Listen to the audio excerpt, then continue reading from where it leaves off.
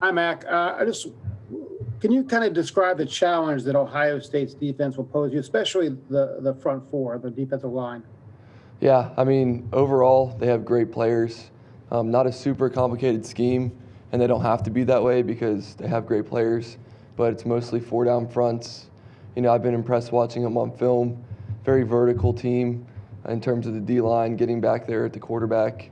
And then obviously all 11 players rallying to the ball. You know, they do a good job, and we got to be ready to roll, and it's going to be the best defense we've played this year. Next up, we'll hear from Charlie Potter. Charlie? Hey, Mac. I asked Alex the same question, but you guys have a bunch of Florida natives on your roster. Just how special is it to be able to end this season, one that's kind of been unprecedented with all its disruptions and everything in your home state of Florida? Yeah, it is really cool. You know, just being from Florida and getting a chance to go back there and then playing in Miami is a great city.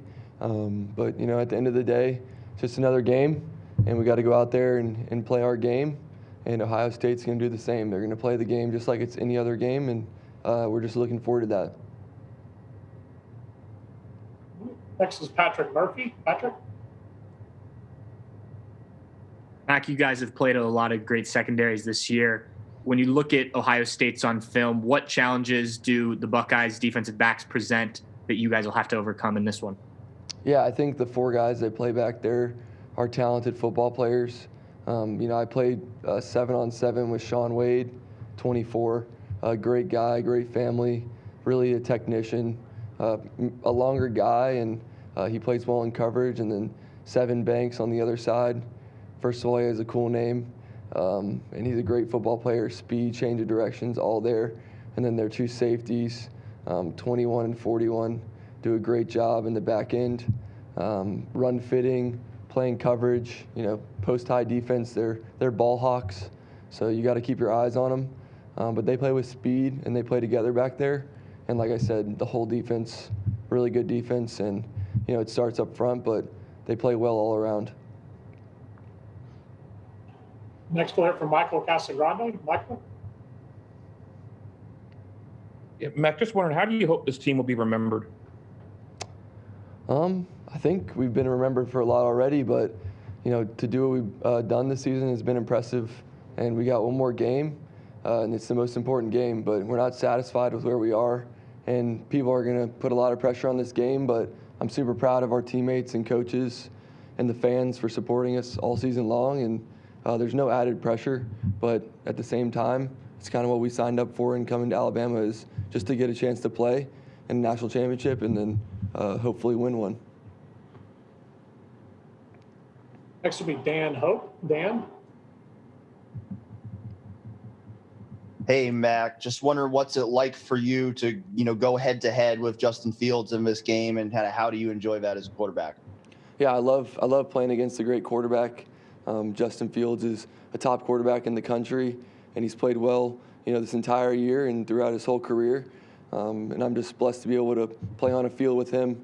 And, you know, our defense has a great challenge with their offense, but, you know, he's a great player, and I'm looking forward to, you know, talking with him and watching him play.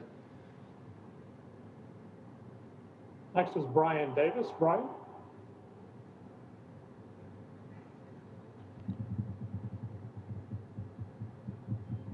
I think you might be muted. There you are. You got me? Yeah, now I got you. Yeah. Hey, Mac, I just wanted to ask you, how would you describe your relationship with Sark and how that's gone this season? And what would be your advice to future quarterbacks who are going to work with him? Yeah, Coach Sark has done a great job game planning all year long. He calls great plays. All of the players really like him, and we just appreciate all the hard work he's put into this program. You know, he's calling cool plays, but at the same time, we stick to our base rules and just follow what he wants us to do. And future quarterbacks, I just say, you know, enjoy Coach Sark. He's a great guy. You can learn a lot about being a great person and then also applying things to your game. And, you know, he's coached at all levels, NFL, college, so you can get a lot of different information from what he teaches you when you watch film, and then just learn how to think like Coach Sark, because he sees everything that the defense does, and he's going to put you in the best position to succeed as a quarterback in an offense. Next will be David Wilson. David?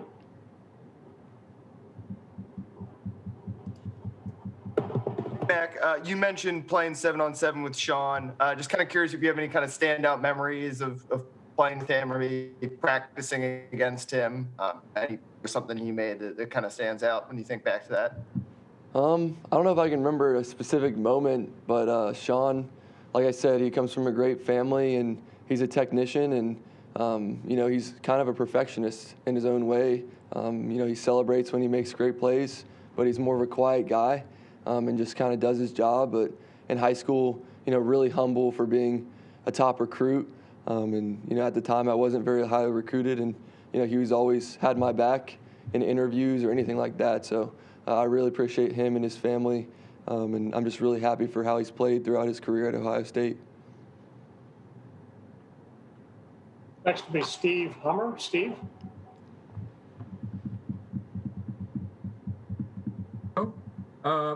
Yeah, Mac, awful lot of good players have come through Alabama through the years. What do you think this group of on offense, how are they unique and special in your eyes?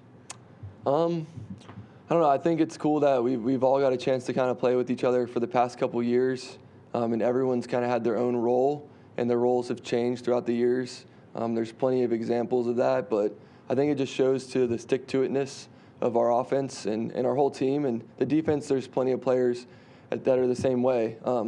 But I really love this team, and I've got a chance to play on 4 really great teams at Alabama, but I think this one's really special.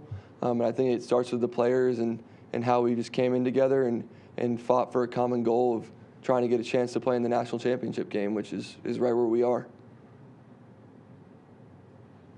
Next will be Jacoby Cole. Jacoby? Hey, Matt, what does this team mean to you? What'd you say? Sorry. What does this team mean to you? The team? Yeah, Yes. the team, this team in general, just I'm really happy for these guys fighting through adversity. Like I said before, we got a great group of guys, but at the same time, we have a lot of great support staff around here in this building that help everything go, and they probably don't get enough credit that they deserve. But this team is awesome, and we're just looking forward to finishing this year strong and getting a chance to play the final game of the year together for 60 minutes. Thank you. No problem. Next will be Stephen Smith. Stephen? Hey, Mac, I know you were really proud of watching Devontae, win the Heisman, but when did that chemistry between you and Devontae start? And talk about that chemistry that you two have. Yeah, first of all, I just want to congratulate Smitty for his award. That's really awesome, and I'm proud for his family in Amite City. That was really cool to see him on the broadcast, and his whole family and the whole city was really in there cheering Devontae on. But we've had that chemistry for a while. I think about camps and things like that, and me and Smitty were the 2 skinniest guys out there throwing the ball to each other, so it kind of just started there. But he's worked really hard, and he deserves everything that's came his way. Charlie Potter?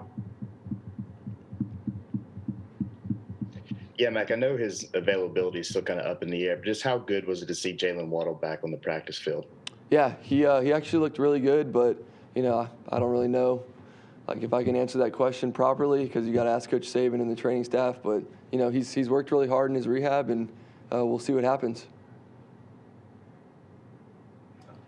Next, we'll hear from Steve Mouton. Steve? Mac, congratulations on being a Heisman finalist last night. And tell me about that moment in particular when Smitty's name was called and being the first guy to hug him and what that moment was like for you. Yeah, it was really cool. I was telling some people earlier, I was nervous about getting Smitty the ball this year. I was like, I got to make sure I can make sure that Smitty gets the ball and makes plays. So I just wanted to make sure I did my job and his success. And obviously he's helped me out a ton, and everyone else has too. But, just to see Smitty's his entire life kind of just go into that moment, you could see it. He was kind of like a little shocked, but I was so happy for him. It's like a video game, man. You're up there, and you get to see your teammate win the Heisman Trophy, and you feel like that's just one of the coolest things that you could do is have a chance to be with them, especially in kind of the crazy year that it's been, and just be able to be the first guy to kind of congratulate him. I'm just so happy for Smitty and his family and his city and the whole nine. Next will be Tim May. Tim? Yeah, thank you very much.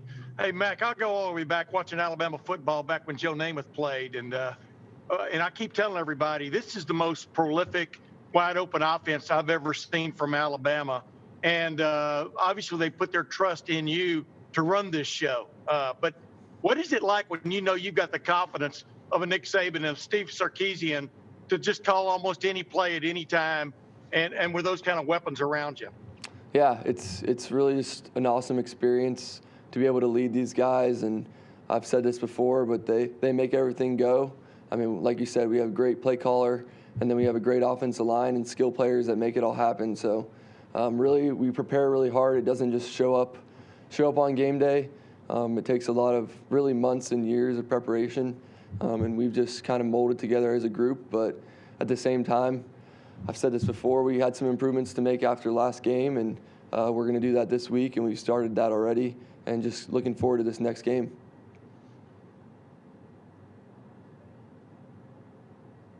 Tony? Can you hear me? Now I can, yes. Okay.